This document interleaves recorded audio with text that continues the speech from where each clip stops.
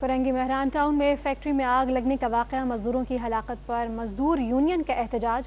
मजदूर यूनियन के कारकुनान का मुतासरा फैक्ट्री के करीब एहतजाज जारी है। मुजाहिरीन के मुताबिक हमारे भाइयों की जानें चली गई हैं, हम खून माफ़ नहीं करेंगे। ऐसा ही है, उनकी जानिब से ये कहा जा रहा है कि हम ये खून माफ़ नहीं करेंगे। फरंगी महरान टाउन में फैक्ट्री में आग लगने का ये वाक़या, मजदूरों की हलाकत पर मजदूर यूनियन का एहतजाज सामने आ रहा है। न सिर्फ ये बल्कि उनकी जानिब से तकाजे भी किए जा रहे हैं। क्या कह रहे हैं वो जानेंगे अपने नुमाइंदे दानियाल सैयद से।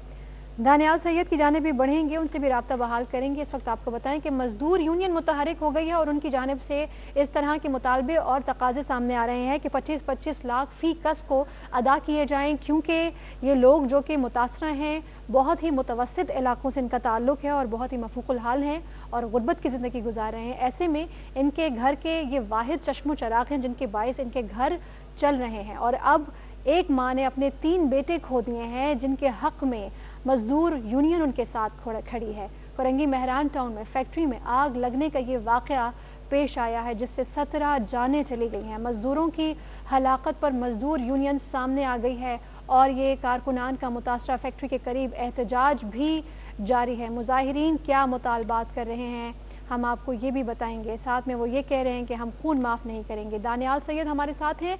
दानियाल, कहिएगा कितनी बड़ी तादाद में यहाँ पर एहतजाजी मुजाहिरीन मौजूद हैं और क्या मांगे हैं उनकी?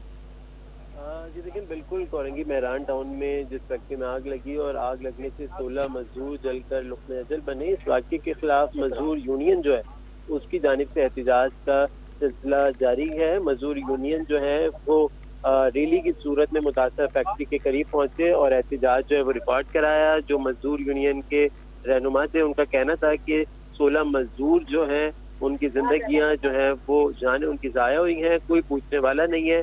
जो फैक्ट्री मालिकान है उनकी जानिब से ना तो मराद दी जाती हैं, ना ही फैक्ट्री के अंदर जो हिफाजत इंतजाम होते हैं वो किए जाते हैं और ना ही जो हुकूमत की जानिब से फी कस मजदूर की सैलरी बढ़ाने का ऐलान किया गया है वो भी सैलरी नहीं बढ़ाई जाती। जो मजदूरों की हक तलफी है उन पर जुल्म है। और मजदूर यूनियन का कहना था कि ये जो आज वाकई में 16 घरानों के चराग गुल हुए हैं, उनको इंसाफ अगर नहीं मिलेगा, उनके मुलाजमीन जो थे उनके लवाहिकीन को अगर मुआवजा नहीं दिया जाएगा और फैक्ट्री के जो मालिक है उनके खिलाफ कानूनी कार्रवाई नहीं की जाएगी, उस वक्त तक एहतजाज का सिलसिला जारी रहेगा। फैक्ट्री मालिकान के खिलाफ कानूनी कार्रवाई की जाए, एहतजाजियों का ये मुतालबा है। दानियाल सैयद आप हमारे साथ थे, आगाह कर रहे थे, शुक्रिया। और एडमिनिस्ट्रेटर कराची मुर्तज़ा वहाब ने महरान टाउन वाक़े का जिम्मेदार फैक्ट्री इंतज़ामिया को करार दे दिया है। कहते हैं कि फैक्ट्री मालिकान अपना माल बचाने के लिए ख़तरनाक इक़दाम करते हैं। अगर फायर एग्जिट होती तो जानें बच सकती थी। मुस्तकबिल के लिए आज के वाक़े को मिसाल बनाने की ज़रूरत है। मुर्तज़ा वहाब ने फायर ब्रिगेड की ताख़ीर से पहुँचने की तरदीद भी कर दी। क्या कह रहे थे वो आपको सुनवाते हैं। कि जिन लोगों ने चाइना कटिंग करके ज़्यादती शहर के साथ किए उनके खिलाफ कार्रवाई होनी चाहिए। देखिए, मेरे लिए सबसे आसान काम है मैं आके कह दूं कि फ़लाँ ज़िम्मेदार है, फ़लाँ ज़िम्मेदार है, लेकिन इम्पॉर्टेंट चीज़ ये है कि अगर खिड़कियां खुली हुई होती, ग्रिल नहीं लगी हुई होती तो शायद ये जानें बच पाती। अगर फायर एग्जिट की तरजीह नहीं होती, कारोबार करें, लेकिन कारोबार करते हुए जो इंसानियत का एस्पेक्ट है उसको मद्देनज़र रखने की ज़रूरत है। और इसलिए मैं कह रहा हूँ कि जहाँ वो LDA हो, KDA हो, SBC हो, जो लोग हैं कसूरवार हैं, उनके खिलाफ कार्रवाई होनी चाहिए। बट उसके साथ साथ जो फैक्ट्री के मालिकान हैं, जिनको ये मुलाजमीन पैसे कमा के देते हैं, उनका दर्जा बाप का होता है, बुज़ुर्ग का होता है, बड़ों का होता है, उनको अपने मुलाजमीन की खैर व फलाह के लिए भी इंतज़ामात करने चाहिए। और मैं समझता हूँ इस चीज़ को देखने की ज़रूरत है कि मलबा किसी सिर्फ सरकारी इदारे नहीं, हम सबको बहैसियत कौम अगर इन चीज़ों को अवॉइड करना है, इससे बाहर निकलना है, तो मैं समझता हूँ जहाँ सरकारी लोग जो इसमें मुलव्विस हैं उनके खिलाफ कार्रवाई हो। उसके साथ साथ अगर नेग्लिजेंस है, रेकलेसनेस है मालिकान की जानिब से, वो भी गलत है। और मैं समझता हूँ इस वाक़े के तवज्जुद से ये जो आसपास की फैक्ट्रियाँ हैं और फैक्ट्रियाँ जो शहर में, सूबे में, इस मुल्क में, उनके मालिकान को सोचना चाहिए कि इस तरह का इंसानियत का अलमिया उनके यहाँ भी रूनुमा हो सकता है। तो खुदारा इससे पहले कि सरकार हरकत में आए और उनकी फैक्ट्रियों पे कार्रवाई करे, अगर वो खुद ये फायर एग्जिट बना लें और खिड़कियों को एक्चुअली ग्रिलें निकाल दें तो मैं समझता हूँ एक विन विन सिचुएशन सबके लिए हो सकती है। और नाज़रीन, सिंध में निजी और सरकारी स्कूल 30 अगस्त को खुलवाने का फैसला। सिंध में पीर से तालीमी सरगर्मियां बहाल होंगी। महकमा स्कूल तालीम ने नोटिफिकेशन जारी कर दिया है। नोटिफिकेशन के मुताबिक टीचिंग और नॉन टीचिंग स्टाफ 100% आपको बताएं कि वैक्सीनेशन लगवाने के पाबंद होंगे। तलबा की हाजिरी 50% रहेगी।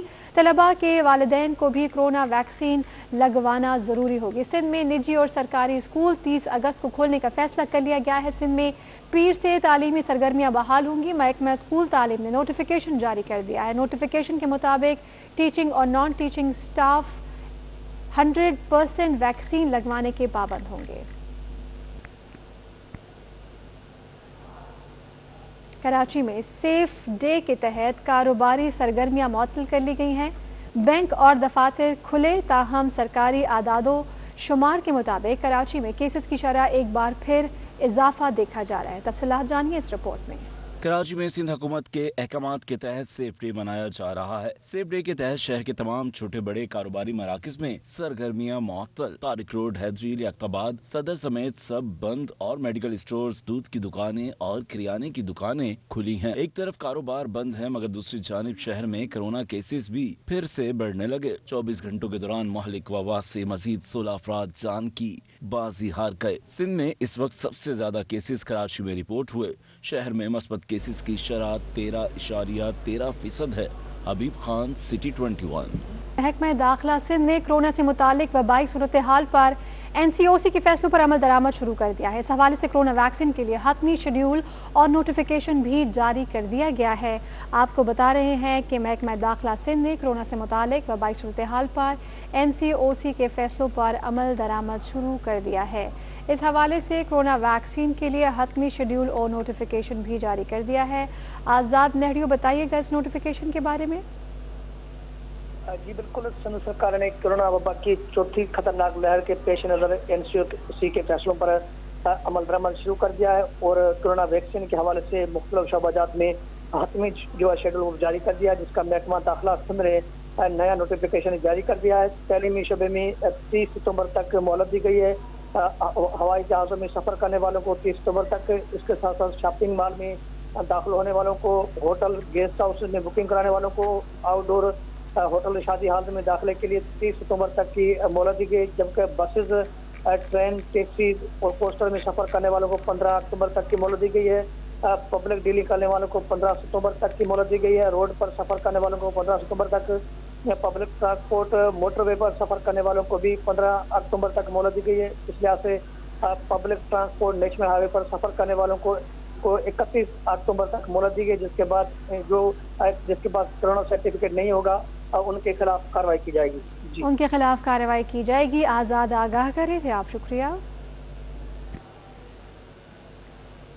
और नाज़रीन, अजीज़ाबाद नंबर 4 के पब्लिक पार्क और गवर्नमेंट कॉलेज के बाहर कचरे के ढेर की वजह से ताफुन फैल रहा है। गंदगी की वजह से बच्चे पार्क में खेल भी नहीं पाते। मजीद बताएंगे राना माहली इस रिपोर्ट में। अजीज़ाबाद में नजर जहाँ जहाँ दौड़ाएंगे कचरे के ढेर ही नजर आएंगे। ये मनाजिर किसी कचरा कुंडी के नहीं बल्कि अजीज़ाबाद नंबर 4 के पब्लिक पार्क और गवर्नमेंट कॉलेज के हैं, जहाँ चारों अतराफ कचरा और गंदगी फैली हुई है। इलाका मकीनों का कहना है बकरा ईद के बाद किसी ने कचरा उठाने की जहमत ही नहीं की, जिसकी वजह से इलाके में बीमारियां फैल रही हैं।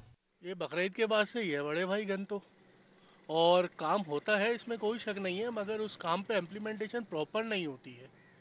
अभी आप ये देख रहे हैं बच्चों का साथ है, सब घर छोटे हैं, बीमारियां हैं चारों तरफ। तो काइंडली मेरी रिक्वेस्ट है गवर्नमेंट से कि इस पे ज़रा नज़र करम कर फरमाएं, ताकि ये है कि इस चीज़ को as soon as possible resolve किया जाए। इलाका मकीनों का मुतालबा है कि जल्द अज जल्द कचरा उठाया जाए ताकि पार्क में बच्चे खेल सकें और कॉलेज में आने वाले तलबा को कचरे की वजह से परेशानी का सामना ना करना पड़े। कैमरामैन हमजा राजपूत के हमरा राणा मली, सिटी 21। हैंग टैंक 77 मुतअद्दिद बार कोशिशों के बावजूद अब तक सीव्यू के साहिल पर ही फंसा हुआ है। गुज़श्ता रोज़ इसी माह के आखिरी कोशिश की गई, जिसमें नाकामी के बाद अब जहाज़ को गहरे समंदर में ले जाने से रोका नहीं जा सका। कराची के साहिल पर फंसे जहाज़ को 1 माह और 5 दिन गुजर गए हैं। गुज़श्ता रोज़ इस माह की आखिरी कोशिश की गई है, जिसमें हर दफ़ा की तरह नाकामी का मुंह देखना पड़ा। ज़राए के मुताबिक अब तक सी मैक्स कंपनी ने 5 करोड़ रुपए खर्च कर दिए हैं, फिर भी जहाज़ सीवीओ के साहिल पर ही मौजूद है। दूसरी जानिब वजारत बहरी उमूर ने इंतजामिया से जहाज़ निकालने में ताख़ीर की वजूहात तलब कर रखी हैं, जबकि समुद्र में हाई टाइड 6 सितंबर से बनना शुरू हो गई हैं।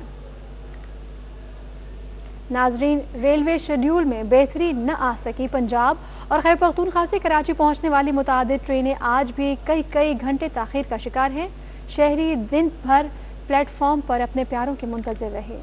पाकिस्तान रेलवेज का ट्रेन ऑपरेशन हिस्ब मामूल मुतासिर। आज भी अंदरून मुल्क से कराची पहुंचने वाली ट्रेनें ताखीर का शिकार। अपने प्यारों के इंतजार में स्टेशन पर मौजूद शहरी रेलवे इंतजामिया पर बरस पड़े और कहा कि रेलवे इंतजामिया की नाअहली के बाइस मुसाफिर मुश्किलात से दो चार हैं। ट्रेनें वक्त पर ना आना मामूल बन गया। ट्रेनें नहीं लेट होनी चाहिए, इससे बहुत सारे लोगों को मसला होता है, क्योंकि फिर बहुत सारे लोगों को इमरजेंसी में भी आना पड़ता है, तो उनके लिए तो बहुत ज़्यादा मसला बन जाता है, क्योंकि बहुत से लोग होते हैं जिनका कोई डेथ हो जाता है या जिनका कोई इमरजेंसी में होता है, तो फिर उनके लिए तो मतलब कोई ना कोई सहूलियात भी होनी चाहिए। तो इस वजह से ट्रेनें नहीं लेट होनी चाहिए। यहाँ पे आया हूँ, मुझे 15 मिनट हुए। मैंने यहाँ पे स्टेशन पे तकरीबन 5-6 लोगों से पूछ लिया है, इनका जो अमला है इनसे भी पूछ लिया है कि पाक बिजनेस अभी कहाँ आएगी। तो कोई बोल रहा है प्लेटफार्म 3 पे आएगी, कोई बोल रहा है प्लेटफार्म 4 पे आएगी, मतलब सही पक्का बता नहीं रहे। हम सुबह 9 बजे आया हुआ था, वहाँ से लेट मेरे चाचा का बेटा है वही आ रहा है ना। हम इंतज़ार पे अभी तक मतलब है ना, इंतज़ार पे अभी तक नहीं आया। अभी पहुँच गया था, कम से कम 3 घंटे लेट हो रहा है। ये रेलवे को चाहिए कि बवक्त ट्रेन का जो है ना सफ़र आसान किया जाए और ट्रेनों को अपने टाइम शेड्यूल पे लाया जाए ताकि आवाम को आसानी हो। आज कराची पहुंचने वाली शाह हुसैन एक्सप्रेस 2.25 घंटे, कराची एक्सप्रेस 2 घंटे से जायद, जबकि दीगर ट्रेनें भी 1 से 1.5 घंटे ताख़ीर से पहुंचेंगी। नाज़रीन, कुछ महंगाई की बात करें तो चिकन के बाद सब्जी और फल भी आवाम की पहुंच से दूर हो गए हैं। सरकारी कीमत के बजाय मन माने दाम वसूल किए जाने लगे हैं। शहरियों का ये कहना है कि बढ़ते दामों ने उनकी परेशानी में भी इजाफा कर दिया है। मोहसिन तालपुर की रिपोर्ट। मुर्गी के बाद सब्जियां और फल भी महंगे हो गए। दुकानदार सरकारी लिस्ट के बजाय मनमाने दाम वसूल करने लगे। मार्केट में आड़ू 200 से 250 रुपए फी किलो तक फरोख्त होने लगा। सरकारी कीमत 137 रुपए मुकर्रर है।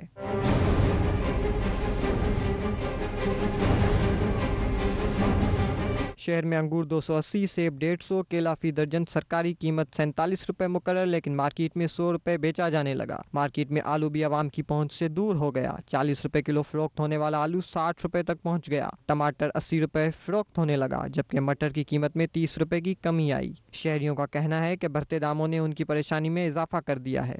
पहले हमारी सब्जी 500-600 की आती थी तो हमारा ठेला लग जाता था। हम अब 2000 की सब्जी लाते हैं, फिर भी हमारे ठेले का वो खाना पूरा नहीं होता। अदरक लहसुन दिन ब दिन पहले हम 150-200 रुपये अदरक लेते थे, अब 700 रुपये 800 रुपये किलो अदरक मिल रहा है हमें। टमाटर जो है वो पहले 20-25 था, अब 70-80 रुपये 100 रुपये तक टमाटर मिलता है। हम घर पे फल फ्रूट नहीं लेके जा सकते क्योंकि महीने का जो खर्चा है उसी में हमारा गुजारा हो जाए, बहुत बड़ी बात है। फल तो अब आसमान, फल की कीमतें आसमान से बातें कर रही हैं। सरकारी कीमतें आती तो हैं ज़रूर, मैं देखता हूँ कि सब जगह लगी हुई होती है सरकारी कीमतों की, लेकिन वो उस पर अमल दरामद नहीं होता। मनमानी कीमत लेते हैं लोग अपनी ना। केला तो 120 रुपये बिक रहा है, 150 भी बिक रहा है, आम भी इतने का है।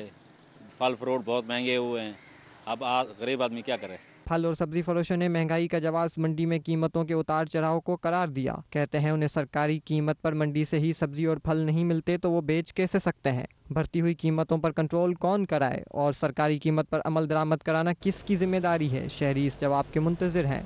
कैमरामैन एहसन अमीन के साथ मोहसिन टालपुर, सिटी 21। और नाज़रीन, चाकीवाड़ा लियारी की बात करें तो सीवरेज लाइन की तनसीब का काम कई माह से सुस्त रवि का शिकार है। गटर लाइन के लिए पूरी मेन रोड को खोद दिया गया है। बड़े बड़े गड्ढे हादसा का सबब बनने लगे हैं। खुदाई के दौरान पानी और गटर लाइन आपस में मिक्स होने से इलाका मकीन शदीद परेशान है। मकीन ये पूछते हैं कि क्या लियारी का कोई पुरसाने हाल नहीं। ताबिश कफीली की रिपोर्ट। कौन मसीहा आएगा, हमारी किस्मत बदलेगा, लियारी वालों का सवाल। खड्डे को तकरीबन में 6 महीने से ज्यादा हो गए। खड्डा खोद के चले जाते हैं, फिर बाद में पुरसाने हाल वाला कोई नहीं होता, पूछने वाला कोई नहीं होता है। उनको नहीं पता यहाँ पे कितने हादसा होते हैं। आप खुद चल कर आए हो, अगर खुदा न खास्ता कोई इमरजेंसी हो, एम्बुलेंस की कोई रास्ता है? आप देख रहे हो, वो तो जो मरीज होगा वो तो रास्ते में ही अपनी जान दे देगा। कई माह हुए लियारी चाकीवाड़ा सड़क गटर लाइन की तंसीब के लिए खोदी गई, लेकिन काम है कि मुकम्मल होकर नहीं दे रहा। एक दिन काम होता है और कई दिन रुका रहता है। सड़क की खुदाई के बायस ट्रैफिक जाम मामूल की बात है, मरीज भी फंस जाते हैं।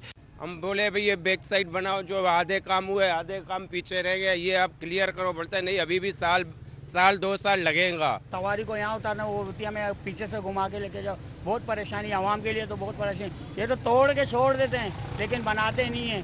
इलाका मकीनों का कहना है गड़े हादसात का सबब बनने लगे हैं। सड़क पार करना भी दुश्वार है। हुकूमत और मुतालिका महकमे पाइपलाइन की तंसीब का काम जल्द अज जल्द मुकम्मल करें ताकि इलाका मकीनों को रिलीफ मिल सके।